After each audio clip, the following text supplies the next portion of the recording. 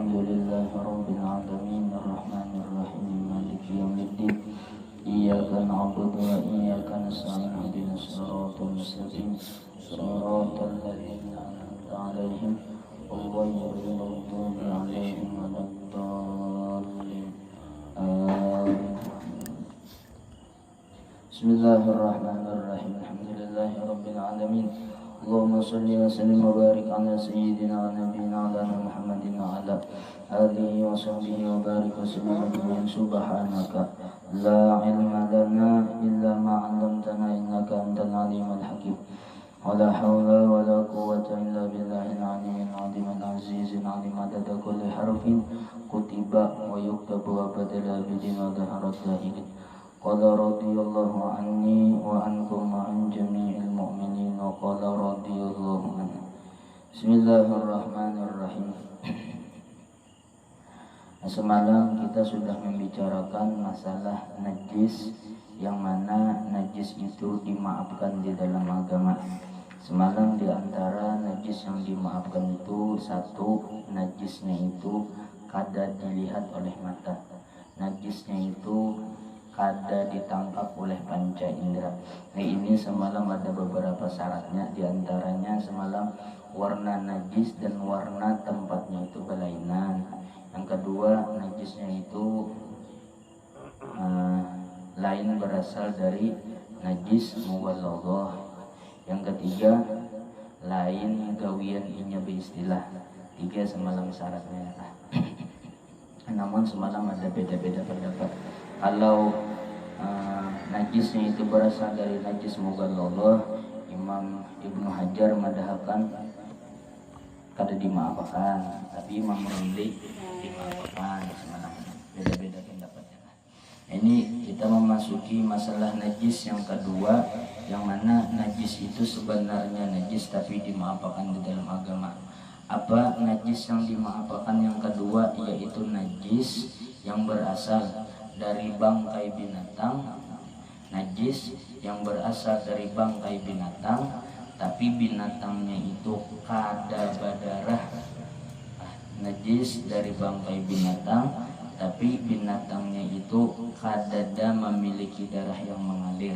Nah, ini semalam syaratnya ada dua. Yang pertama semalam lain gawianinya seorang.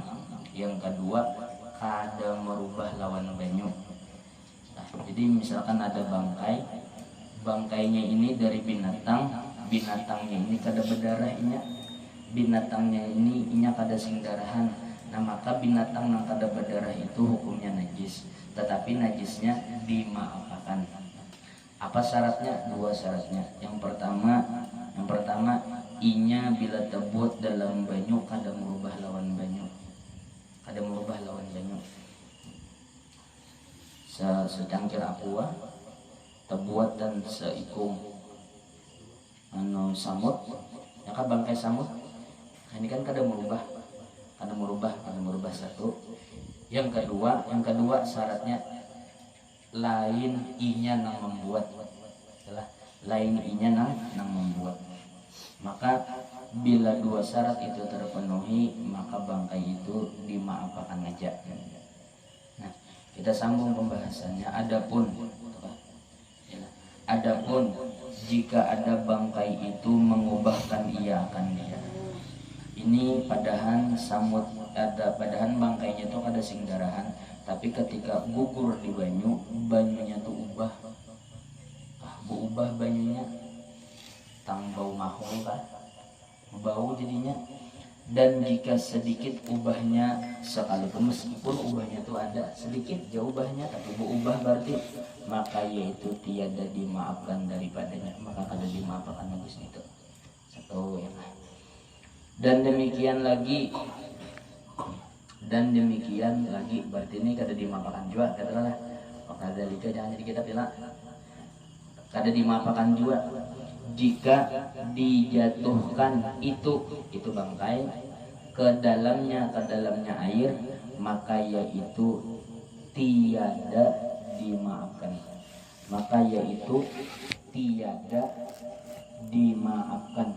Kemudian dimaafkan aja lah. Nah, itu tinggal tiadanya. mau ubah ke hukum lah. tiada dimaafkan, kita tinggal tiadanya.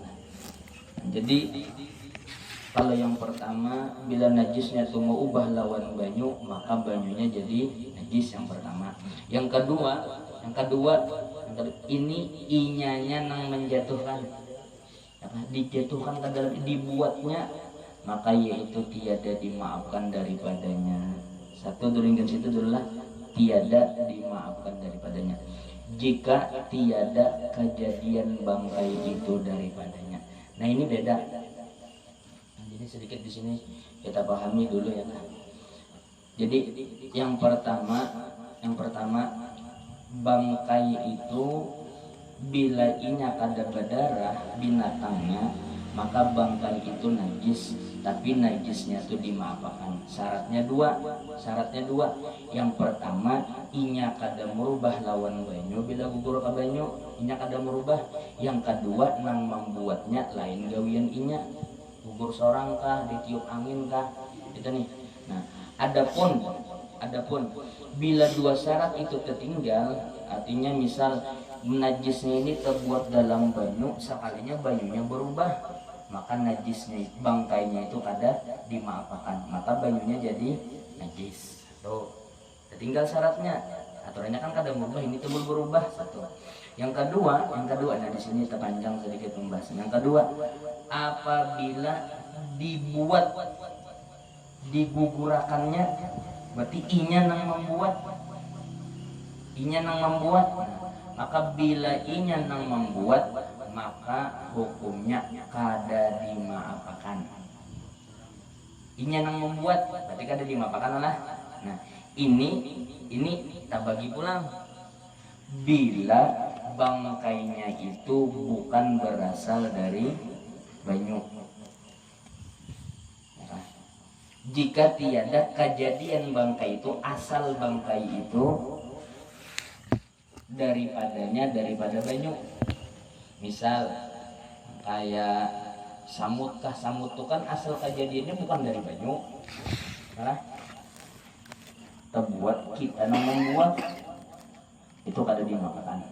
Adapun jika ada kejadian bangkai itu daripada banyu, misal pulang bila bangkainya itu berasal dari binatang itu asal mulanya dari banyu.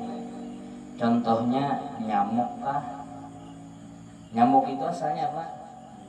Jentik-jentik di banyu lah. Nah, berarti nih bangkai nyamuk itu adalah bangkai binatang yang berasal dari banyu. Bila binatangnya itu berasal dari banyu, kita buat ke banyu, maka ia itu dimaafkan daripadanya. Ulang telah. Nah, jadi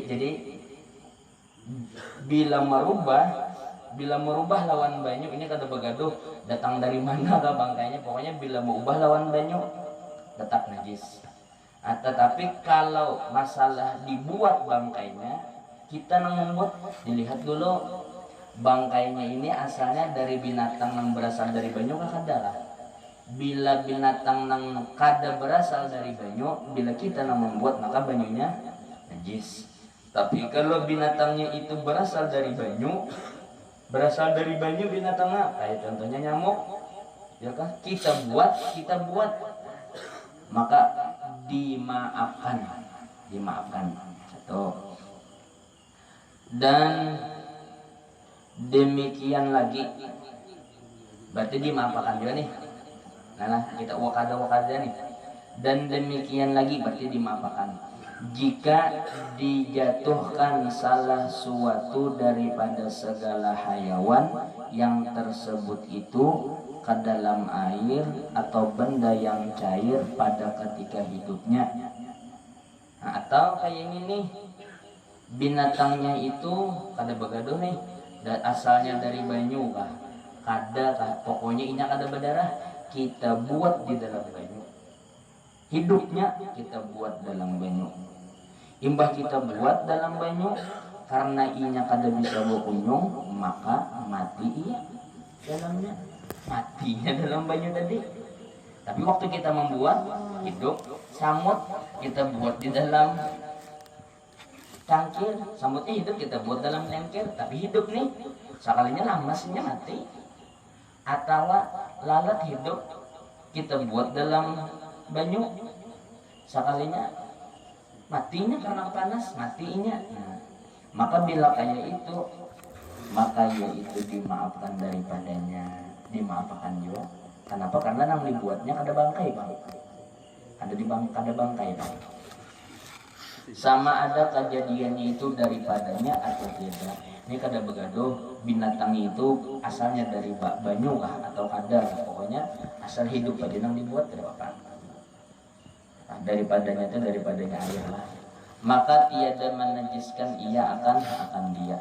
Inilah yang diiktimadkan Syekh Ibnu Hajar di dalam Tuhfah.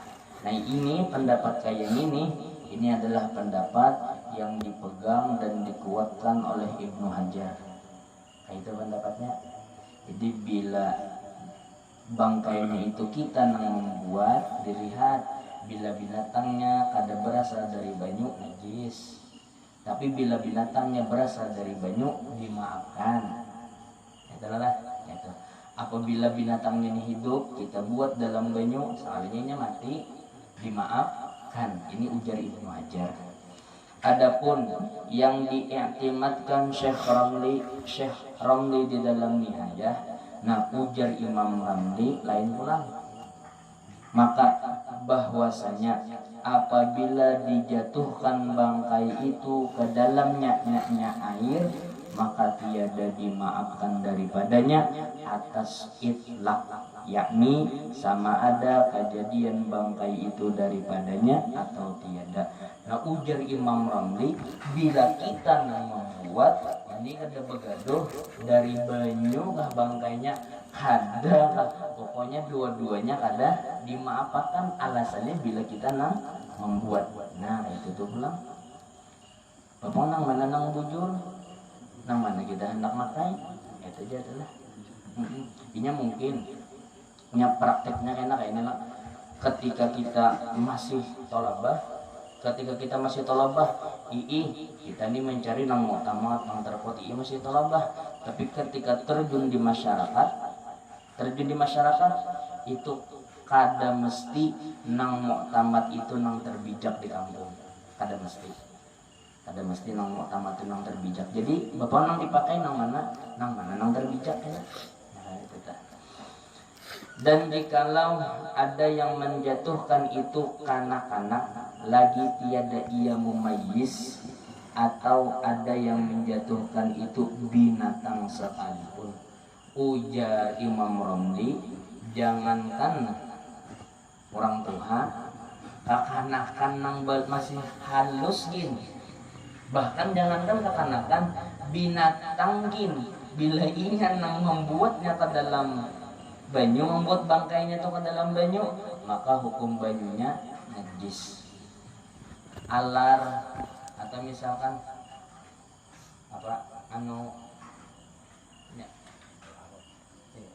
cacaknya makan apa biasanya? Pokoknya cacak memakan apa lah, dibawa-bawanya binatang ini, dilepasnya gugur lah, itu buat dalam banyu. Nah maka banyunya ini menurut Imam Ramli najis ya. Kenapa? Cacak mang tukang buat. Yalah. Nah, karena ada bagi keduanya itu ikhtiarnya pada jumlah. Karena ujar Imam Ramli, kakanakan kah, binatang kah, itu ada ikhtiar nang ingin miliki pada jumlah itu pada keseluruhan. Arti jumlah itu keseluruhannya binatang kah, orang tua kah, atau kakanakan kah, itu berataan ketiganya itu mereka punya ikhtiar berataan.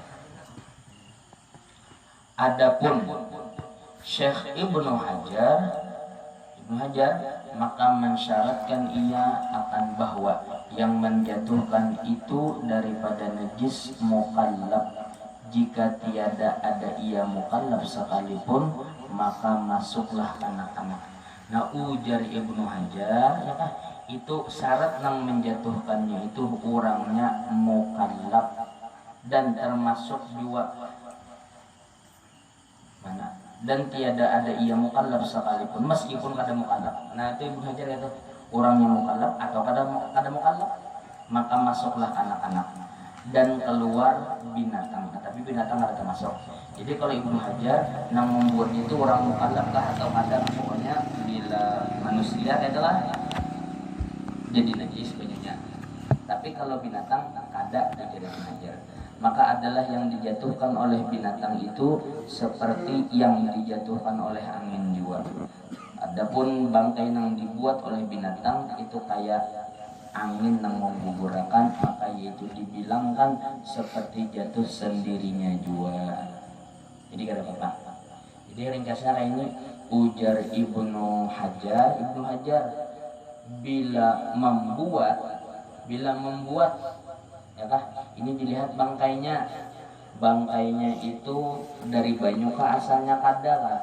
Bila dari banyu kada apa-apa, bila kada dari banyu najis. Tapi ini dilihat juga pulang siapa yang membuat. Bila manusia najis, bila binatang kada najis. Tapi ujar Imam Ramli ya kah, ini nang membuat siapa kah? Pokoknya bila dibuat najis. Manusia kan yang membuat, binatang lah. Nah, bangkainya itu dari binatang yang asalnya dari banyu kah? Kada kah? Adapun dalil yang menunjukkan atas keadaan bangkai yang tersebut itu dimaafkan daripadanya, maka yaitu sabda Nabi Sallallahu Alaihi Wasallam. Nah, dalil yang memandahkan bangkai nang kada berdarah bila terbuat dalam banyu itu tuh kada najis, dalilnya ini adalah hadisnya kalau Rasulullah Sallallahu Alaihi Wasallam, idza waqa'al dzubabu fi syarabi ahadikum falyalmishu kullahu summa liyanzihhu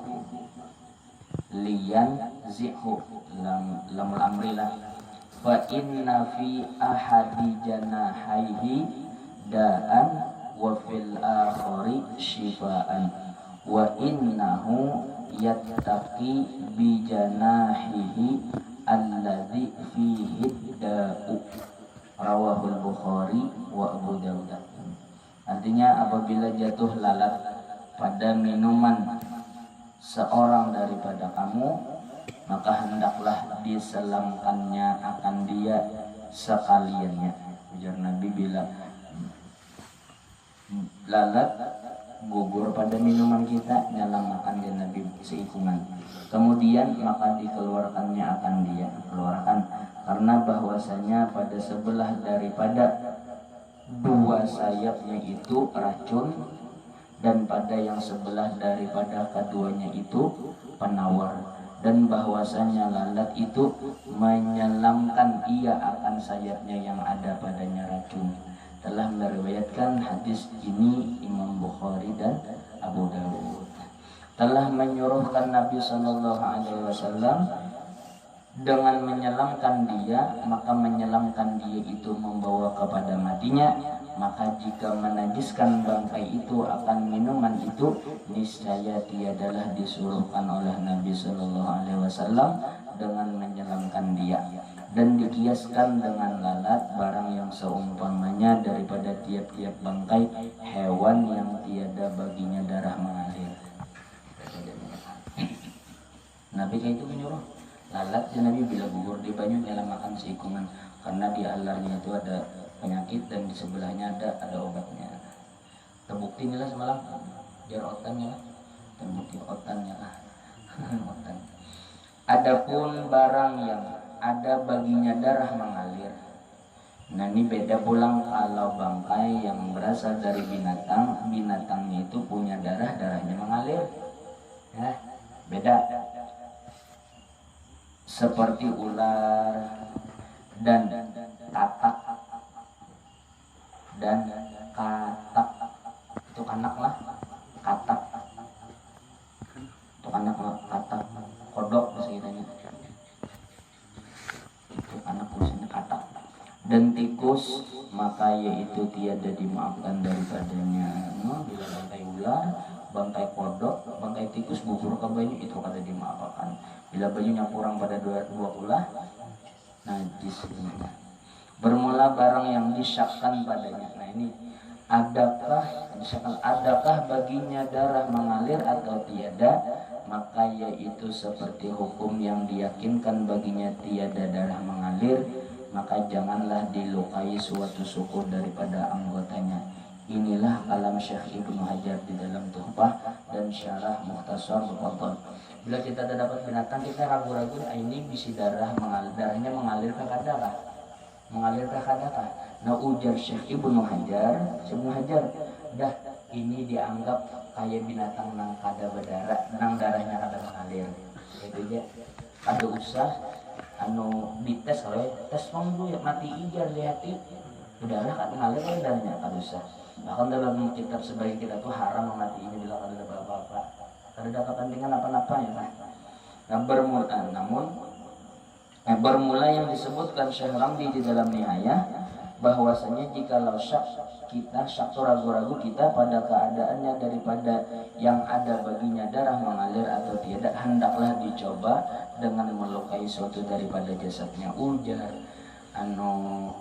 Imam Ramli, tes lukai pulang kayak itu lah.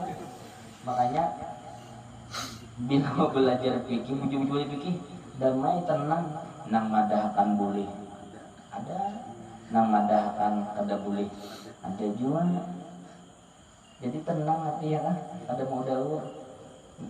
Kenapa? Jadi karena hajat di dalam usul fikih al hajatu tanzilu manzilatat al hajatu tanzilu manzilatat dorori.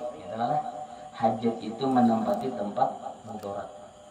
Nah jadi sama ad-darurat itu bihul mahzurat jadinya hukumnya. Karena hajat seperti barang yang telah mengatakan akan Imam Ghazali di dalam Fatwa.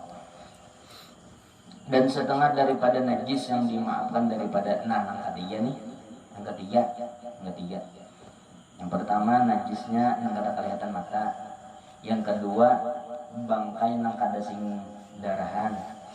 Yang ketiga najis yang dimaafkan daripadanya yaitu bulu binatang yang tiada harus dimakan.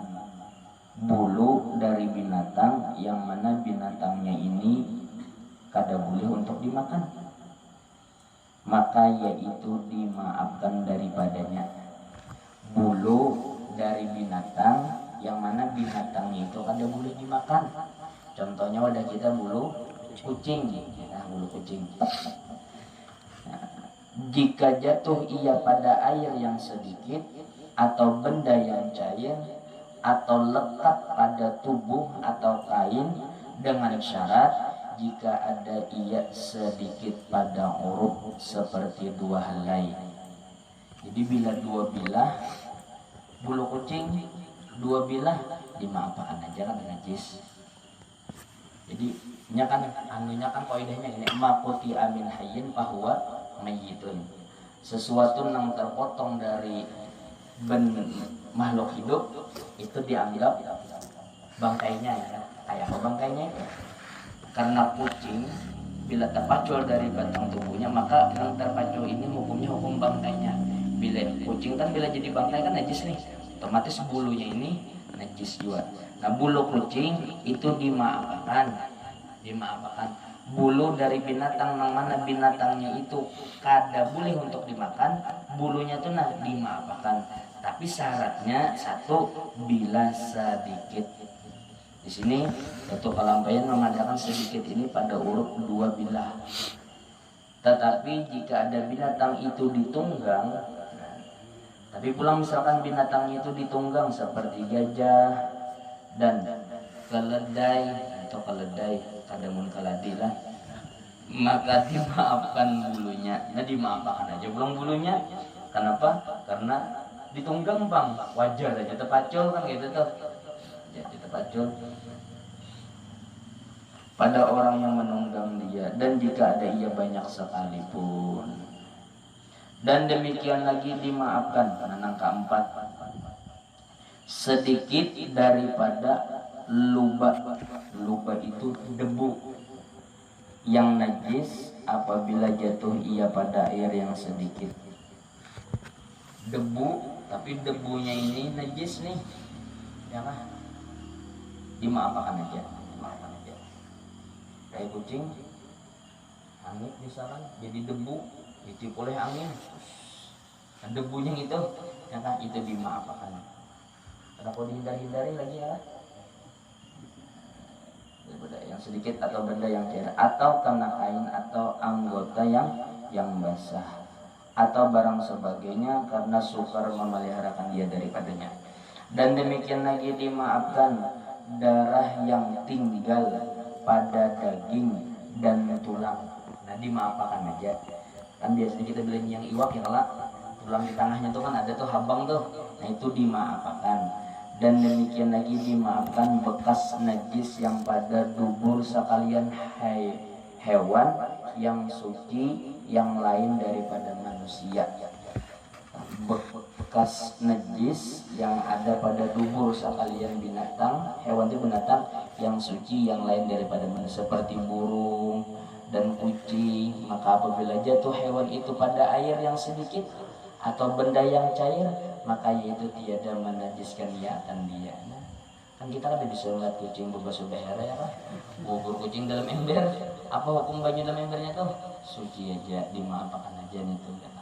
Kenapa kasihannya kan bisa berbasuh ya kan?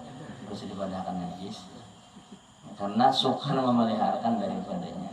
Adapun najis yang pada dubur manusia, jikalau ada ia bekas istinja dengan batu, itu tuh la'alla shawab, batu itu ada mata, ada batu, kemudian mata ya lah. Nah itu la'alla shawab, batu.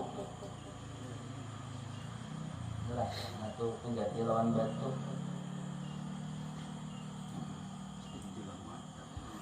Adapun najis yang pada dubur manusia, jikalau ada ia bekas istinja dengan batu sekalipun, maka itu menajiskan ia akan yang tersebut itu.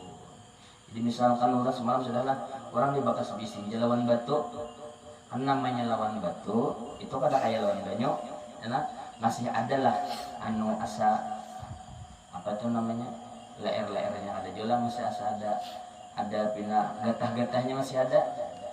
Terbuatnya dalam banyu kan sampai 20 lah, maka banyunya najis ya lah. Karena tersebut itu karena tiada sukar memeliharakan daripada itu. Tetapi jika karena najis anggota hewan itu dengan najis yang lain, maka jatuh ia ke dalamnya, maka yaitu menajiskan ia akan. Nah tapi kalau burit kucing tadi bakas kena najis nang lain pulang, burit kucing nih ini berak lah kan, buritnya itu kan dimaafkan aja bila guru ke banyu ya. Nah, tapi bila najis di buritnya itu kena najis yang lain, karena najis yang lain berduduk kahinya terduduki pulang tahi orangnya, atau terduduki tahinya juga najis yang lain, berarti nih kan kayak ini misalnya nah, bakas keluar tahi ini kan bakas najis nih, nah ini dimaafkan. Tetapi bila bakasnya ini kena najis yang lain, artinya kada najis itu anu atau terduduki najis inya pulang lah, atau ada najis nang lain kah terdudukinya, nah maka ini kada jadi dimaafkan. Basuh dulu nana. Dan demikian lagi dimaafkan sedikit daripada tahi dan kami binatang yang jadi di dalam air seperti ikan, maka tiadalah najis air itu melainkan jika ada ia berubah. Nah ini ya, ini dulu ulun pernah ditakuni orang gurai akuarium kan guru iwaknya, karena akuarium tuh gonol guru babahan guru aja berjalan tuh modalnya nah japai di atasnya nih terjapai banyunya nih, maka kan banyak sampai 2 bulan, sedangkan iwak kan beheranya di situ pak kami apa guru hukum banyunya kan. Waktu kita dulu waktu belajar najis lah yang namanya tahi napanya aja najis, karena ini banyunya kada sampai 2 bulan atau kayaknya kan najis nih sekalinya kada ya kan, najis say tapi dimaafkan kada apa-apa gitu. Kada apa-apa. maka tiadalah najis air itu melainkan jika ada ia berubah kecuali karuh banyunya. Ya, maka itu najislah. Namanya karena banyak ya kalau akuarium kan menjapa ya banyak di bajunya. Bajunya itu dimaafkan aja. Dan demikian lagi dimaafkan bekas najis pada mulut binatang yang menggulaga. Menggulaga itu apa? Anu meriga lah atau meriga, menggulaga itu meriga. Dan air liurnya seperti unta dan kambing, maka tiadalah jadi najis air sedikit yang sisa diminumnya. Ya. Ini orang-orang bingung. Sapi itu guliga lah. Nah, anu minuminya itu kada menajisakan lawan banyu itu. Dan dimaafkan air liurnya yang titik pada kain atau badan atau pada badan. Dan demikian lagi dimaafkan mulut kanak-kanak yang kena najis karena sukar memeliharakan daripadanya. Dimaafkan aja. Kata jamaah daripada fuqaha dimaafkan tahiti. Kata jamaah daripada fuqaha sebagiannya lah dimaafkan tahitikus yang jatuh ke dalam air kolam yang sedikit apabila umumlah bala dengan dia. Bila di kampung situ banyak tikusnya, dibalakan Tuhan dengan banyak tikus misalnya, ada banyu terbuatan tahi tikus yang ada di dalamnya banyu sedikit terbuatan. Bila dasar umumul balwa ada apa-apa dimaafkan aja. Bila pun. Kata Imam Farari dimaafkan tahi tikus yang keras yang jatuh ke dalam benda yang cair apabila umumlah kena bala dengan dia. Kata Syekh Ibnu Hajar di dalam Tuhfah, bermula syarat yang demikian itu sekaliannya bahwa tiada mengubahkan dan tiada ia daripada najis yang mughalladh. Syarat beratan yang dimaafkan itu sedang mengubah lawan banyak dan lain najis mughalladh. Dan tiada ia hasil dengan lain gawian ini seorang barang yang tasawur padanya yang demikian itu. Tasawur itu yang digambarkan atau yang dihayalkan. Syahdan jikalau kena najis anggota manusia atau binatang yang suci. Wallahu a'lam bishawab. Sedikit lagi. Bismillahirrahmanirrahim. Qala al-musannif rahimahullah nafa'ana bi wa bi 'ulumihi fid dharain. Al-babus salih asyara semalam.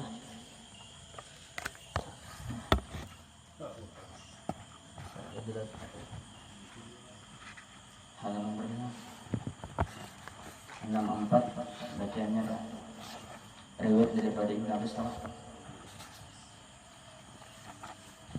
Semalam ini bacaan supaya kada sikit sama. Bismillahirrahmanirrahim. Qala al-musannif rahimahullah nafa'ana bihi wa bi fid dharain. Riwayat daripada Ibnu Abbas radhiyallahu anhu katanya bahwasanya sabda Nabi Muhammad sallallahu alaihi wasallam bahwasanya surga berlikang-likang berlikang-likang itu beragak-agak dan berhias-hias ia daripada satu haul kepada satu haul. 1 tahun kepada 1 tahun itu surga itu beragak-agak karena masuk bulan Ramadan.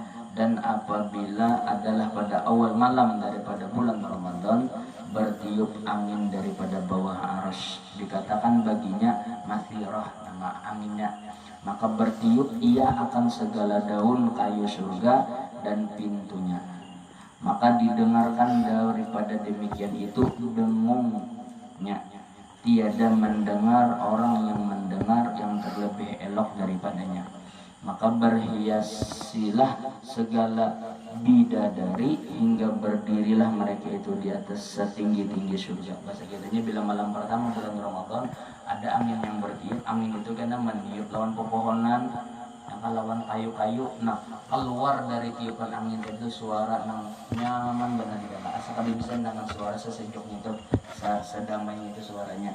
Nah, adapun bidadari, maka bidadari ketika merasakan angin itu bertiup, bidadari itu kena bawa pakaian seindah-indah pakaiannya, dan bidadari berdiri di paling tinggi surga.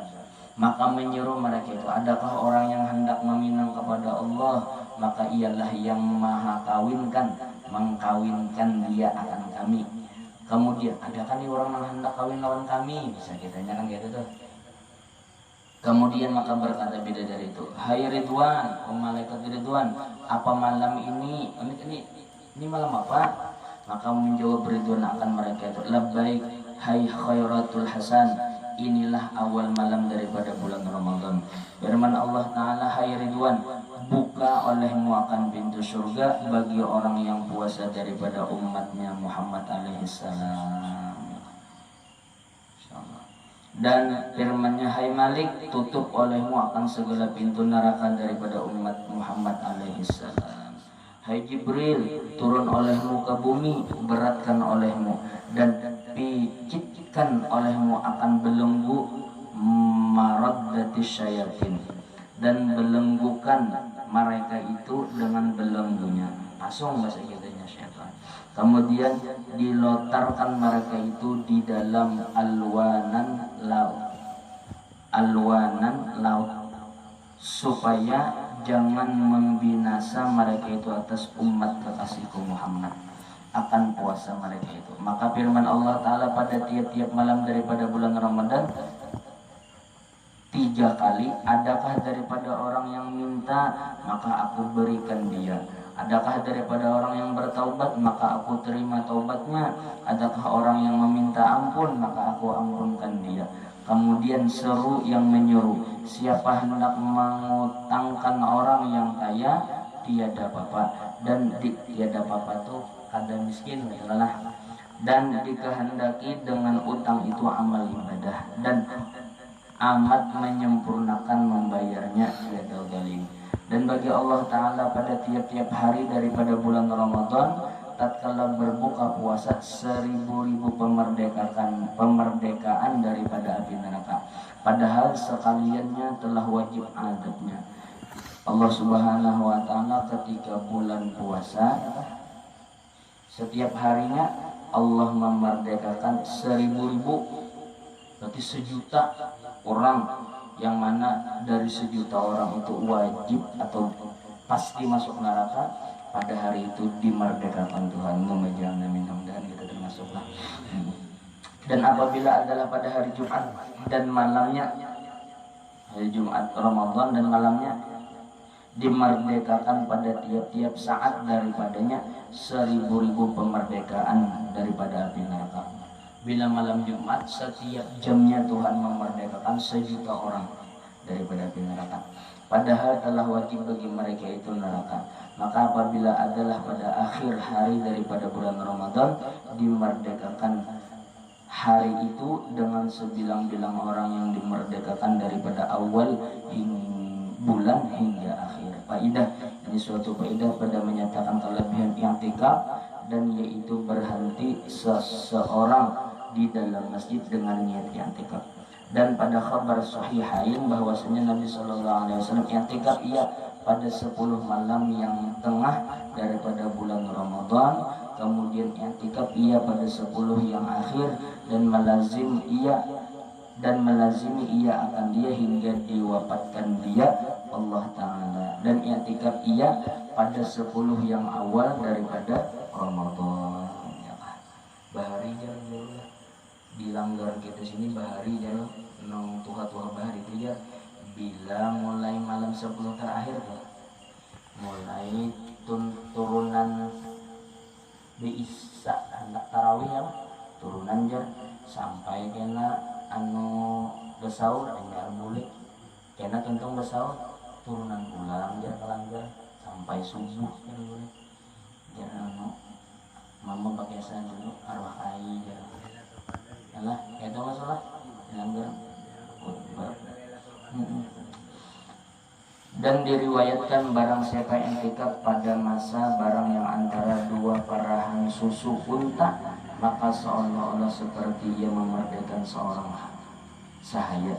Barang siapa yang i'tikaf, lawas ini i'tikaf itu sekadar orang memarah 2 parahan susu, cuma aja lah kayak orang memarah susu aja lawasnya itu dicatat Tuhan sama lawan memerdekakan seorang budak pahalanya sama ya kan sama pahalanya.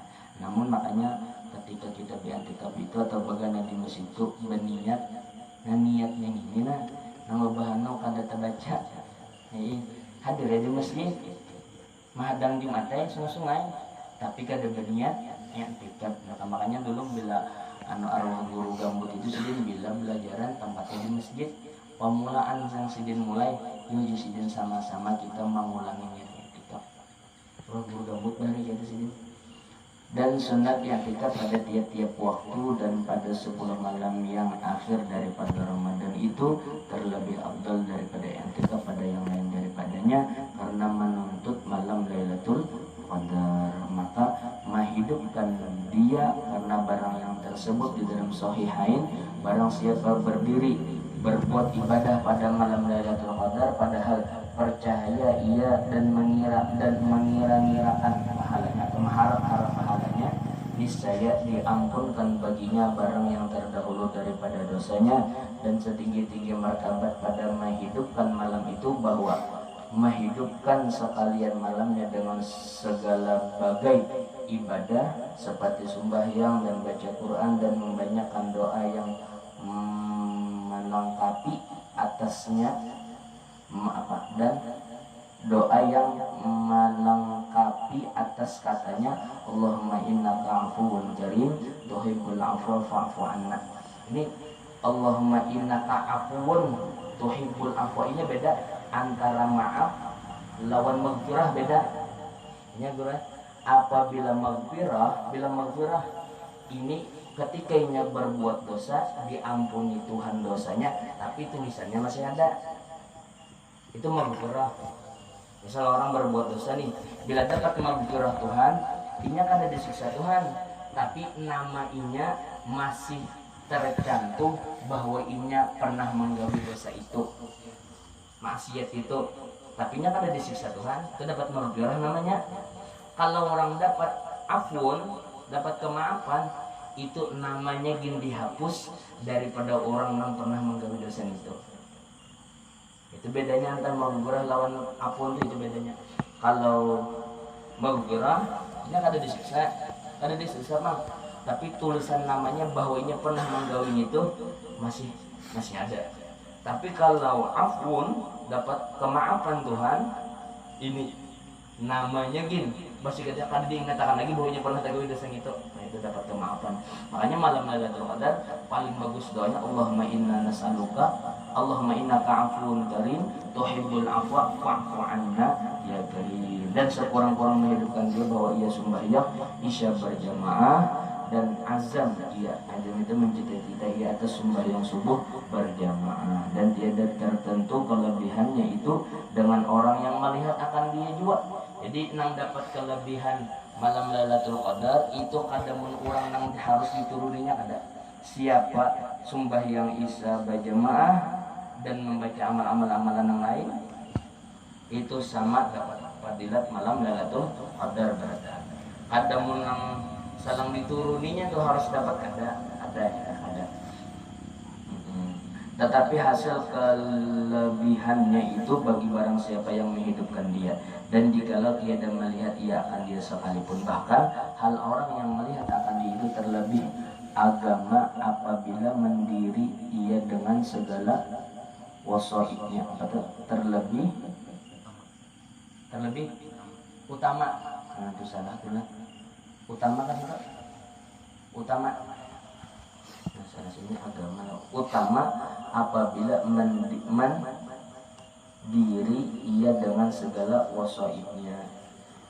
Bahkan yang jelas orang yang melihat akan dia Lailatul Qadar itu terlebih utama, terlebih baik apabila ia mendirikan dengan segala wadhaifnya. Wadhaif itu apa? Amalan-amalannya. Dan sunat bagi orang yang melihat akan dia menyembunyikan dia daripada manusia. Sunatnya ada menurut saya itu ada ya. Dan malam tadi aja sunatnya. Dan malam Lailatul Qadar itu apabila daripada segala malam di dalam selama setahun nisbah pada hak kita, tetapi kemudian daripada malam diperanakan Nabi Sallallahu Alaihi Wasallam. Jadi intinya lah, kesimpulannya bahwa ketika orang mengamalkan ibadat ketika malam Lailatul Qadar atau malam-malam terakhir bulan Ramadan, itu meskipun ini ada tak dapat lawan Lailatul Qadarnya, tahu ya Pak Lailatul Qadar telah pokoknya meskipun ini ada termasuk orang yang dielang oleh malaikatnya, sama aja pahalanya, sama aja pahalanya. Allah alam bisawab. Bagaimana wajib Syekh Al-Fatihah. Alhamdulillah rabbil alamin. Alhamdulillah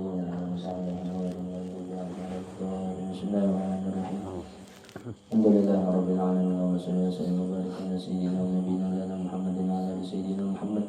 Allahumma anfa'na bima 'allamtana rabbi 'allimna alladhi yanfa'una wa zidna ilma ya arhamar rahimin. Wa zidna ilma ya arhamar rahimin. Wa zidna ilma ya arhamar rahimin. Allahumma innaka 'afuwwun karim tuhibbul 'afwa fa'fu 'anna ya karim wa'fu 'anna ya karim wa'fu 'anna ya arhamar rahimin. Sallallahu alaihi sayyidina Muhammadin wa ala alihi wasallam. Alhamdulillah rabbil alamin. Taqabbalallahu minkum inna wa minkum taqabbal ya karim.